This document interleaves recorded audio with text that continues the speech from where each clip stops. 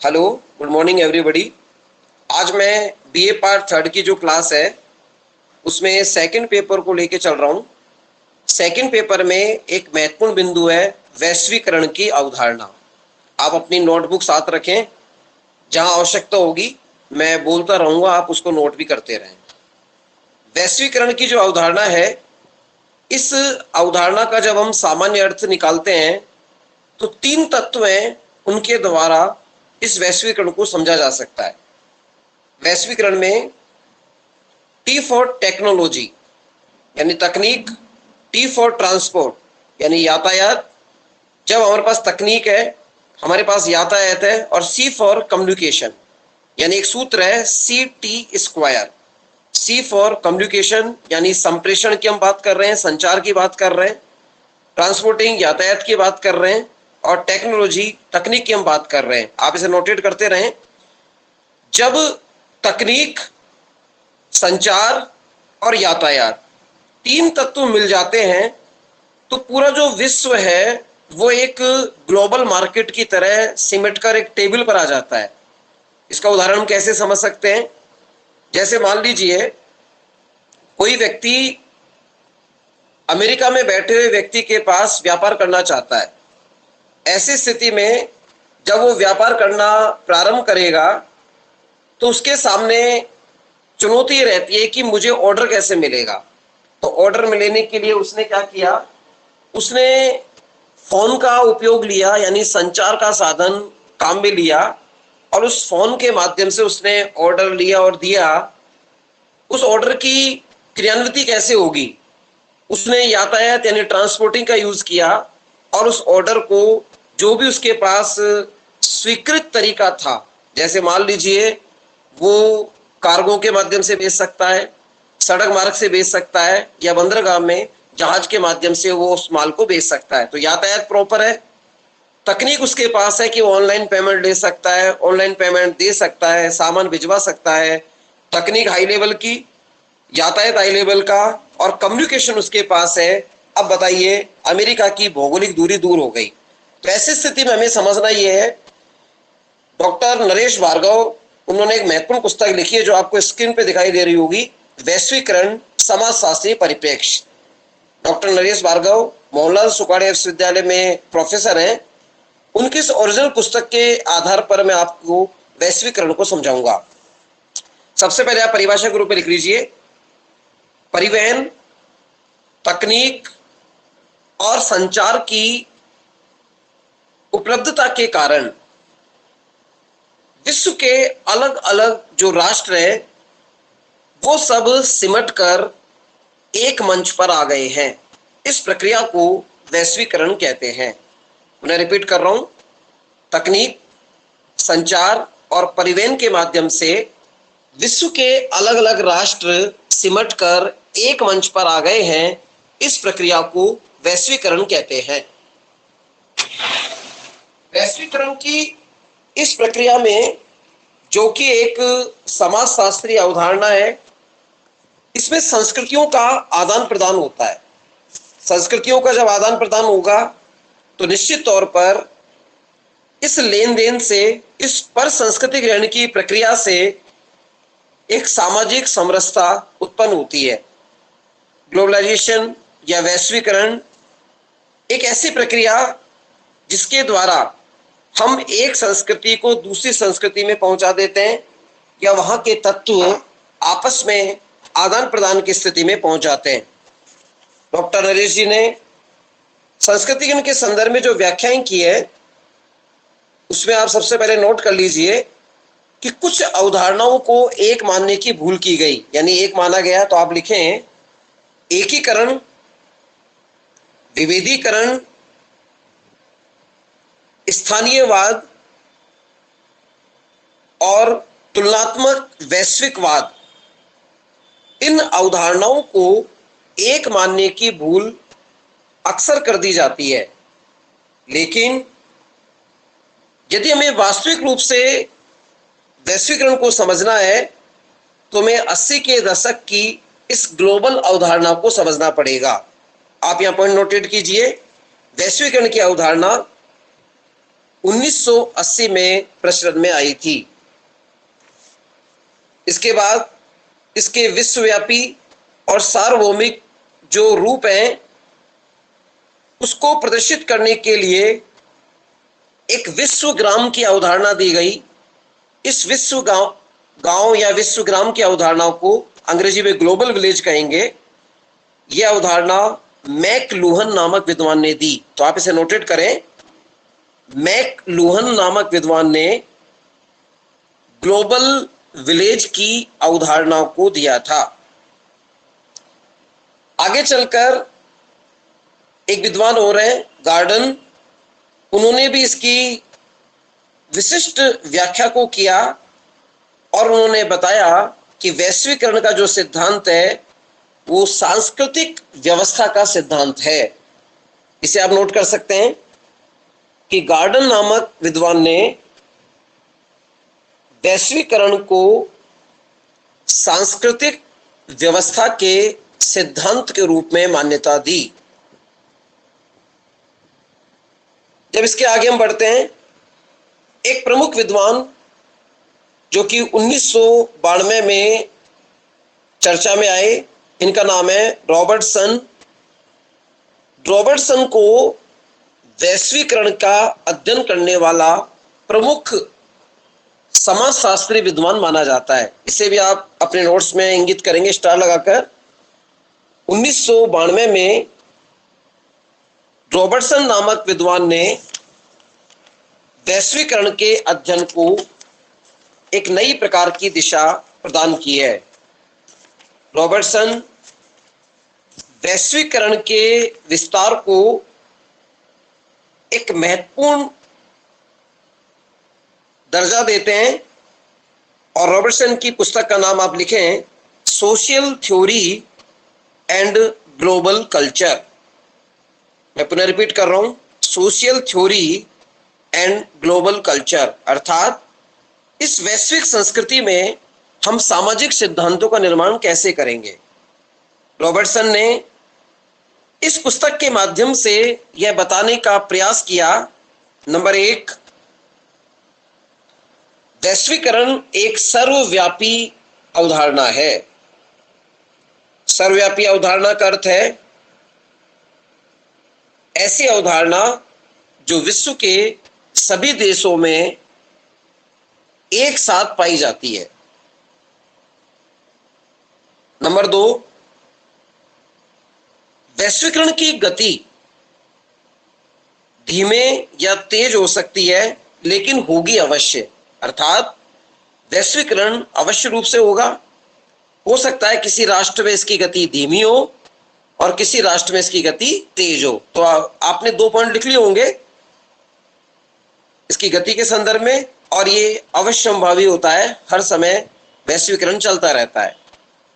तीसरा बिंदु आप लिखेंगे कि वैश्वीकरण जो है इसमें संस्कृतियों का आदान प्रदान होता है, अर्थात अब यह मैं समझा रहा हूं, इसको आप समझ लें, आपने लिख लिया होगा संस्कृति का आदान प्रदान होता है। अब मैं उदाहरण दे रहा हूं अपने भारतीय संस्कृति का। जब हम किसी पर्यटन केंद्र पर जाते हैं या किसी ऐतिहासिक धरोहर पर जाते हैं, हम वहां देखते हैं कि बहुत सारे विदेशी पर्यटक वहां पर अपनी मूल संस्कृति, मूल वेशभूषा के साथ वहां आ रहे हैं।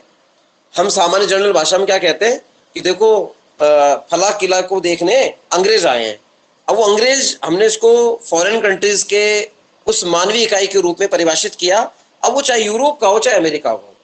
अब आपने देखा कि उस व्यक्ति ने कुछ विशेष प्रकार की पोशाक पहनी हुई है, उसने हैट लगाया हुआ है, या उसका सम्मान करने का तरीका कुछ अलग प्रकार का है, आपको वो भाता है, आप उस चीज को सीख रहे हैं, और मान लीजिए उनके पहने हुए कपड़ों को देखकर आप अपने परिधान में कॉपी करने लगे। उनके द्वारा जो सांस्कृतिक मूल्य अपनाए गए हैं, नमस्ते करने के, अभिवादन के तरीके, वो आपको दिखा रहा है, आप उसको सीखें। तो ऐसी स्थिति में उसको यदि आप जीवन में उतार लेते हैं, मान लीजिए वो व्यक्ति यूरोप का है, तो निश्चित तौर पर यूरोप की जो संस्कृति है वो वैश्वीकरण के माध्यम से आधुनिक तत्व के रूप में आपने अपने जीवन में उतारी। तो यहाँ जो रॉबर्टसन का तर्क है वो इसी बात का है कि वैश्वीकरण में संस्कृतियों का आदान प्रदान होता है। अब इसके अंदर जब हम समाजशास्त्रियों के तरीकों की बात करते हैं तो आप एक पॉइंट डालिए, वैश्वीकरण का अध्ययन करने वाले प्रमुख विद्वान। दोबारा रिपीट कर रहा हूं, वैश्वीकरण का अध्ययन करने वाले प्रमुख विद्वान। पहला विद्वान है, इसमें आप मैकलुहन का नाम डाल सकते हैं। मैकलुहन डैश करके लिख लीजिए, ग्लोबल विलेज, मतलब इन्होंने वैश्विक गांव की अवधारणा दी थी। नंबर 2 आप लिखेंगे रॉबर्टसन, इसके आगे डैश करके आप डालें, इन्होंने वैश्वीकरण की सतही व्याख्या की है। वैश्वीकरण की सतही व्याख्या की है। नंबर 3 गिडिंस, गिडिंस, इसके आगे लिखेंगे गिडिंस ने वैश्वीकरण की सरल परिभाषा को सबसे पहले प्रस्तुत किया था। वैश्वीकरण की सरल परिभाषा को सबसे पहले प्रस्तुत किया था। अब वो परिभाषा क्या है? वैश्वीकरण वैश्विक समाज में बढ़ती हुई अंतर्निर्भरता से संबंधित है। वैश्वीकरण वैश्विक समाज में बढ़ती हुई अंतर्निर्भरता से संबंधित है। अक्सर पूछ लिया जाता है कि किस विद्वान ने वैश्विक समाज की अंतर्निर्भरता को वैश्वीकरण से जोड़ा। उत्तर आएगा गिडिंस ने वैश्वीकरण को वैश्विक समाज की अंतर्निर्भरता के साथ जोड़ा है। अब ये अंतर्निर्भरता क्या होती है, इसको मैं एक उदाहरण से समझा रहा हूं, आप समझने का प्रयास करना। देखिए, जब हम अलग अलग वैश्विक समाज की अंतर्निर्भरता की बात करते हैं तो ये अंतर्निर्भरता न केवल संस्कृतियों के आदान प्रदान से, बल्कि हमारी तकनीक, ट्रांसपोर्टिंग और कम्युनिकेशन के बल पर होती है। आज हम किसी भी क्षेत्र में, चाहे चिकित्सा क्षेत्र की बात कर लें, अभी कोरोना का जो पैरामेडिक काल चल रहा है, इस अवधि के दौरान हमारे सामने सबसे बड़ी चुनौती क्या थी कि इसका कोई प्रॉपर टीका डेवलप नहीं हो पाया था। लास्ट ईयर तक ये बड़ा एक यक्ष प्रश्न था, लेकिन आप लोगों ने देखा आज हमारे सामने ऑप्शंस हैं, हम अलग अलग प्रकार के टीके लगा सकते हैं। अब ये टीके निश्चित तौर पर विश्व के अलग अलग देशों में परीक्षित किए गए होंगे, उनकी टेक्नोलॉजी को WHO ने मान्यता दी होगी, और आज स्थिति क्या है कि जो सभी मानदंडों पर खरे उतर गए, उन टीकों को अलग अलग राष्ट्रों में वैक्सीनेशन प्रोग्राम के तहत भेजा गया है। तो आज आप देख सकते हैं स्पुतनिक हमारे सामने है, कोविशील्ड हमारे सामने है, और भी अन्य फाइजर और गैलेक्सी, जॉनसन जॉनसन कंपनियां कतार पे हैं कि वो नए नए टीकाकरण के कार्यक्रम में नए टीकों का इजाद कर सकें। अब आप सोचिए, वैश्वीकरण नहीं होता, ट्रांसपोर्टिंग नहीं होता, तो क्या रूस में बना हुआ स्पुतनिक क्या भारत में आ सकता था? या अमेरिका की फाइजर कंपनी के द्वारा बनाया गया कोई प्रोडक्ट या कोई इंजेक्शन क्या विश्व के किसी दूसरे राष्ट्र में जा सकता था? तो तकनीक थी, हमारे पास ट्रांसपोर्ट था, हमारे पास कम्युनिकेशन था, तभी तो हम ये कर पाए। तो निश्चित तौर पर वैश्वीकरण या ग्लोबलाइजेशन की जो अवधारणा है, ये हमारे समाज के समाज कल्याण के क्षेत्र में जुड़ी हुई है। आज हम टीकाकरण की बात करें, इसके अलावा हम बिजनेस की बात करें, या फिर किसी सामाजिक संबंधों की पराकाष्ठा में वैवाहिक नामक संस्था में जो परिवर्तन हो रहे हैं, उसमें वैश्वीकरण का विशेष योगदान है। आप इसमें इस तरह समझ सकते हैं कि विवाह संबंधों का तय होना, आजकल कुछ ऐसी वेबसाइट्स बनी हुई है जहां पर अपना प्रोफाइल डाल दिया जाता है और लोग उन प्रोफाइल्स के माध्यम से जो अलग अलग भौगोलिक क्षेत्रों में निवास करते हैं, वो वहां उस इंटरनेट के माध्यम से उस प्रोफाइल को देखते हैं और विवाह संबंध तय हो जाते हैं। केरल में बैठा हुआ व्यक्ति कनाडा में बैठी हुई युवती के साथ अपना इस तरह का सामान्य आदान प्रदान करता है, सांस्कृतिक रूप से इंटरनेट के माध्यम से अपनी वो पर्सनल जो बायोडाटा है वो शेयर किया जाता है, और एक दिन ऐसा आता है कि दोनों के बीच में विवाह संबंध हो रहा है। जो कार्य हमारे गांव में जजमानी व्यवस्था में बिचौलिए करते थे, जो कार्य हमारे यहाँ वैवाहिक संबंधों के तय होने में अलग अलग जाति, धर्म, लिंग, गुण, वहां की अर्जित और प्रदत्त परिस्थिति के आधार पर निश्चित होती थी, वो सारी अवधारणाएं अब टेक्नोलॉजी के बेस पे होने लगी है। आज नए नए ऐसे ऐप आ गए हैं कि आप बिजनेस के अंदर शेयर बाजार में किस तरह के शेयर को खरीदना चाहते हैं, बेचना चाहते हैं, वो हमारा जो इंफॉर्मेशन का जो लैग था वो आज कंप्लीट हो चुका है। आज वाइजर या कई इस प्रकार के ऐप, व्हाट्सएप, जिनके माध्यम से व्यक्ति यहाँ एक नई प्रकार की वर्चुअल इकोनॉमी को प्राप्त कर सकता है। ये वर्चुअल इकोनॉमी जो है, ये आदान प्रदान के क्षेत्र में बिटकॉइन जैसी अंतरराष्ट्रीय मुद्रा की टक्कर देने वाली है। तो ये सब है क्या? ये सब मुद्राएं, ये सब तरीके, ये तौर तरीकों का सामाजिक जो जामा बनाया गया है, ये वैश्वीकरण के परिणाम की दृष्टि में देखा जा सकता है। अब यहां प्रश्न उठता है, क्या वैश्वीकरण जो है इसको परिभाषा के रूप में हम समझ सकते हैं? तो समाजशास्त्रियों ने वैश्वीकरण की परिभाषा को अपने अपने तरीकों से समझाया। अभी हमने गिडिन्स के बारे में देखा कि उन्होंने बताया कि वैश्विक समाज की अंतर्निर्भरता के आधार पर इसको परिभाषित किया जा सकता है। इसमें आप दूसरी कोटेशन डालेंगे, ओहेमे नामक विद्वान ने इस अंतर्निर्भरता की इस क्रिया में गति शब्द को ज्यादा बल दिया है। अर्थात तकनीकी आधार पर जब गति विस्तार को प्राप्त हो जाती है तो वैश्वीकरण बन जाता है। ठीक इसी प्रकार अगले संदर्भ में आप कैसेल्स का उल्लेख कर सकते हैं। कैसेल्स ने जागृति पैदा करने की क्रिया के रूप में वैश्वीकरण को महत्व दिया। मैं बोल रहा हूं, कैसेल्स ने जागृति पैदा करने की क्रिया के रूप में इसको महत्व दिया। अर्थात समझें इसे, कोई भी व्यक्ति तकनीक को लेके बैठा है मगर वो अवेयर नहीं है, उसके पास जानकारी नहीं है, और इस जानकारी के अभाव में वो किसी प्रकार के कार्य को नहीं कर सकता। अब उसके पास नेटवर्किंग को आप कह सकते हैं जागृति पैदा करने की क्रिया। तो आप कैसेल्स के आगे ब्रैकेट में लिख लीजिए नेटवर्किंग, यानी नेटवर्किंग को वैश्वीकरण का इसमें आधार माना गया है। जब हम समझते हैं तो यहां कैसेल्स का जो उल्लेख है वो विशेष रूप से उपयोगी बन जाता है। अगली परिभाषा के रूप में मैं गिडिन्स का पुनः उल्लेख करूंगा। आप स्टार बना के लिखें कि गिडिन्स ने 2007 में एक भाषण दिया भारत के अंदर। उस भाषण का नाम नोट करें, लक्कड़वाला मेमोरियल लेक्चर।